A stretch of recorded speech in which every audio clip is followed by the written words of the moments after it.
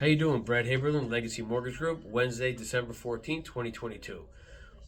A common question we're having right now with buyers coming into the market or that have previously been in the market looking is, should I wait for rates to come down or should I pull the trigger on something now?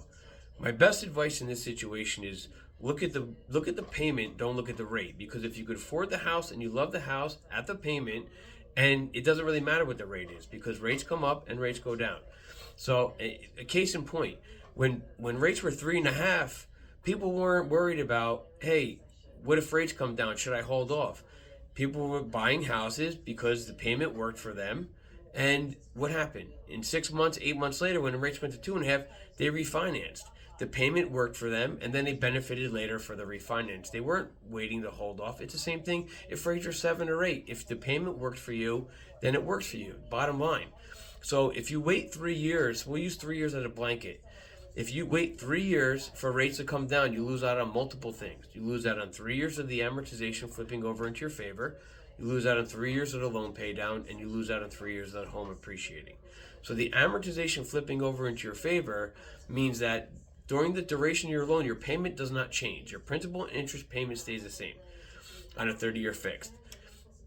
But the amount of money that goes to your principal and interest does change over that time. So a 30-year loan is heavily weighted for the first 5 to 7 years to interest. So you're paying a lot of interest for your payment. When that starts to flip over, you start paying yourself back a lot more. And a lot of people don't realize this, but we can amortize at any loan term. So if rates come down in 3 years, we don't have to go back into a 30 and create more interest. We don't have to go into a 25-year and make your payment higher. We can keep it at a 27-year loan. That's a big thing when I explain to people that they don't understand. Once they know that, it changes their mindset and they start thinking about it in a different way. So another thing that you lose out of is 3 years of the loan pay down. It's the same premise.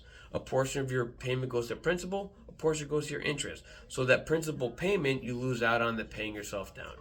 Another thing you lose out on is 3 years of the home appreciating. Now people are like, well, what if the bottom drops out of the market? So I explained to them like this. It doesn't really matter if you're keeping the home 3, 5, 7, 10, 15, 30 years because everything is cyclical and over a long duration of time, real estate appreciates. Even if there's a couple short drops in the market, it will appreciate over time. I have a lot of friends of mine that are 45 and up that are coming to me saying, hey, I lost $200,000 in my 401k this year. What's the same premise? It's all paper until you sell. So unless you plan on selling the house in a couple years, then it really doesn't matter. And even if you plan on getting out of the house, but keeping it as an investment property and building your legacy, it's still the same thing. You're going to keep it for the longer period of time. So then you just refinance out later when rates come down. So those are three big factors that you always want to keep in mind when you're evaluating the picture. You don't want to go into it and just say, hey, rates are up, let me back out of the market. Look at the whole situation, evaluate it, and think about these three huge factors that may change your mindset into maybe staying into the market. If you have any questions or you want us to evaluate your specific scenario on a case-by-case basis, I'd be happy to. Give us a call and we'll work it out. Thank you and have a great day.